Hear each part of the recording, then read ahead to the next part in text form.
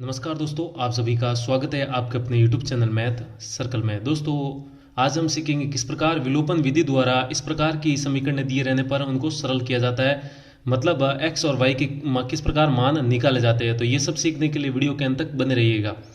तो इनको सरल करने से पहले हम विलोपन विधि इस नाम का अर्थ ही समझ लेते हैं। विलोपन, देखिए विलोपन का मतलब क्या होता है? विलुप्त हो जाना। विलोपन के अंदर क्या है? विलोप नाम का शब्द छुपा हुआ है और इस विलोप का मतलब क्या होता है? अपने आप में गायब हो जाना। क्या होना? गायब होना। ठीक है, तो हम ये जो x प्लस वाई बराबर 5 है और 2x माइनस 3y बराबर 4 है, जब इन दोनों समीकरणों को आपस में इस प्रकार सरल करेंगे कि इन दोनों में से जो चर आपको दिख रहे हैं x और y, दो चर हैं इन दोनों समीकरण में, इस प्रकार इन दोनों को आपस में सरल करेंगे कि ये जो x और y इनमें से कम एक चर अपने आप में क्या हो जाए? गायब हो जाए। अब ये गायब होना ही अपने आप में क्या कहलाता है? विलोपन कहलाता है। और इसीलिए इस विधि का नाम क्या रखा गया है? विलोपन विधि रखा गया है। ठीक है, अब हमें इन दोनों को आपस में सरल करके किसी एक चर को गायब करना है। ठीक है, तो अब देखिए यहाँ पर हमें गायब करने के हमारे पास दो ही तरीके हैं। किस प्रकार? यहाँ तो हम इस समीकरण और इस समीकरण को आपस में जोड़ के इन दोनों में से एक चर को गायब करेंगे, और यहाँ पर इस समीकरण और इस समीकरण को आपस में घटाकर इन दोनों में से किसी एक चर को गायब करेंगे। तो देखिए, जब हम इस और इस समीकरण को जोड़ते हैं तो यहाँ पर ध्यान दे सकते हैं आप, x और 2x कितना हो जाएगा? 3x, और y और माइनस 3y कितना हो जाएगा? Minus 2y।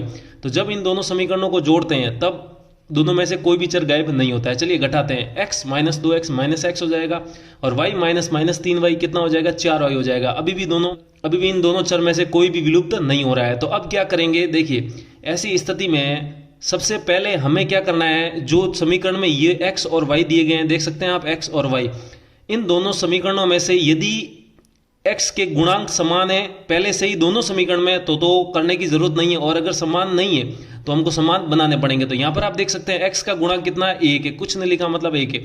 और यहाँ पर x का गुणांक कितना है? 2 है। अब यहाँ पर आप देख सकते हैं y का गुणांक कितना है? कुछ नहीं मतलब 1 है, प्लस का 1 है। और यहाँ पर y का गुणांक कितना है? -3 है। तो दोनों चरों के गुणांक जो है वो समान नहीं है।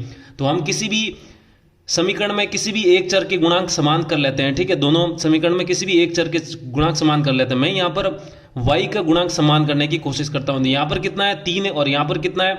1 है। तो हम इसको 3 बना देंगे। तो हम क्या करेंगे? इसको दे देंगे समीकरण नंबर 1 और इसको दे देंगे समीकरण नंबर 2। तो सबसे पहले हम क्या लिखेंगे? ध्यान दीजिएगा, हम लिखेंगे समीकरण 1 को 3 से गुणा करने पर, क्योंकि इसका देखिए y का गुणा कितना है? मैं संख्या की बात कर रहा हूं, चिन्ह के साथ देखेंगे तो -3 है, और इसका गुणांक अगर चिन्ह के साथ देखेंगे तो +3 है। तो मैं 1 का क्या करूंगा? 3 बना दूंगा। ठीक है, तो समीकरण 1 को 3 से गुणा करने पर, ये जो आप करते हैं ये चीजें आपको वहां पर लिखनी है एग्जाम में भी और अपने सवाल करते वक्त भी, 3 से गुणा करने पर। ठीक है, तो यहाँ पर लिख देंगे समीकरण 1 को 3 से गुणा करने पर। अब समीकरण 1 क्या है? तो x प्लस वाई बराबर 5, ये क्या है? समीकरण नंबर 1।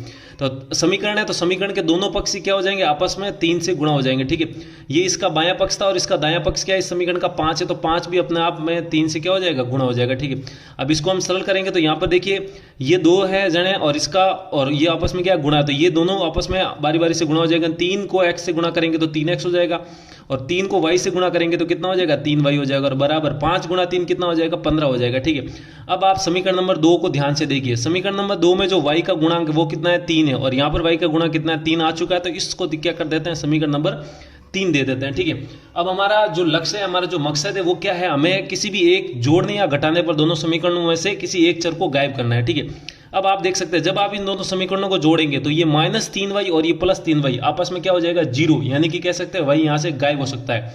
तो हम यही करेंगे। तो यहाँ पर देखिएगा क्या लिखते हैं, समीकरण नंबर 2 व समीकरण नंबर 3 को जोड़ने पर, समीकरण नंबर 2 व 3 को जोड़ने पर। अब जोड़ने से क्या होगा? तो आप ध्यान दीजिए क्या होता है जोड़ने पर। समीकरण नंबर 2 व 3 को जोड़ते हैं। यहाँ पर 2 क्या है? आप देख सकते हैं 2x माइनस 3y बराबर में कितना है? 4 है। और समीकरण नंबर 3 क्या है? 3x अभी हमने निकाली, प्लस 3y बराबर में कितना है? 15 है। ठीक है, अब इस समीकरण दोनों समीकरणों हम क्या करेंगे? जोड़ेंगे। ठीक है, तो जोड़ने का मतलब बायां पक्ष बाएं में जुड़ेगा, दायां पक्ष दाएं में जुड़ेगा। तो देखिए 2x और 3x कितना हो जाएगा? आपका 5x, और ये -3y और ये +3y। तो ये एक देखिए y का गुणांक इधर -3 है। मैंने बताया चरों की जोड़ बाकी में हमेशा गुणांक ही जुड़ते और घटते हैं। ठीक है, तो ये -3 है और ये +3 है। जब -3 +3 में जुड़ता है तो आपस में कट जाता है और 0 हो जाएगा। तो यहाँ पर क्या हो जाएगा? प्लस का 0 बराबर 4 और 15 कितना हो जाएगा? आपका 19 हो जाएगा। तो यहाँ से आप देख सकते हैं समीकरण के आगे 5x में 0 जुड़ेगा तो 5x ही रहेगा, और 5x बराबर में ये कितना आ गया? 19 आ गया। ठीक है, तो यहाँ से आप x का मान गणना कर सकते हैं। तो यहाँ से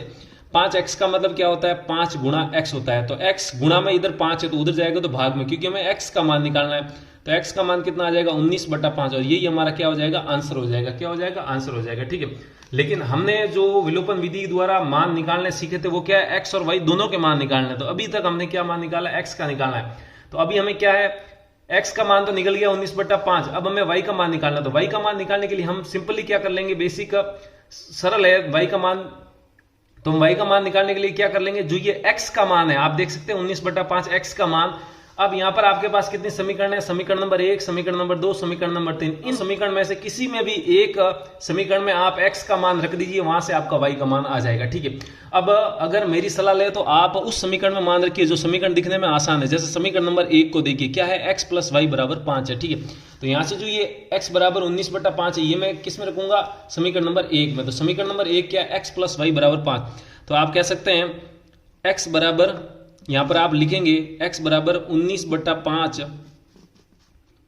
समीकरण नंबर 1 में रखने पर, समीकरण नंबर 1 में रखने पर। ठीक है, तो अब 1 में रखने पर लिख दिया इतना। अब समीकरण नंबर 1 क्या है, x + y = 5 है। तो x की जगह कितना आ जाएगा, 19/5, और प्लस यहां पर कितना आ जाएगा y, और बराबर में कितना आपका 5 है। ठीक है, अब इसको आप सरल कर दीजिए। तो यहां से सरल करने पर आप देख सकते हैं ये प्लस का y के प्लस में कौन है, 19/5, तो ये इधर प्लस में है, और इसका पक्षांतरण करेंगे तो उधर जाएगा, तो ये किस में हो जाएगा, माइनस में। तो आप देख सकते हैं यहां से y का मान कितना आ जाएगा, y = 5, और ये प्लस का उधर जाते हैं माइनस का, तो 19/5 हो जाएगा। ठीक है, अब इसको आप सरल कर दीजिए। तो y = 5 को 5 से डायरेक्ट गुणा करिए 25, और 25 - 19 कितना हो जाएगा आपका 6, और बट्टा में कितना बच जाएगा 5। तो आप कह सकते हैं y का मान कितना आ गया, 6/5, और यहाँ से x का मान कितना आ गया, 19/5। उम्मीद करता हूँ आपको समझ में आया होगा किस प्रकार विलोपन विधि द्वारा दो चरों वाले रैखिक समीकरण में x और y, यहाँ पे दो चरों के मान निकाले जाते हैं।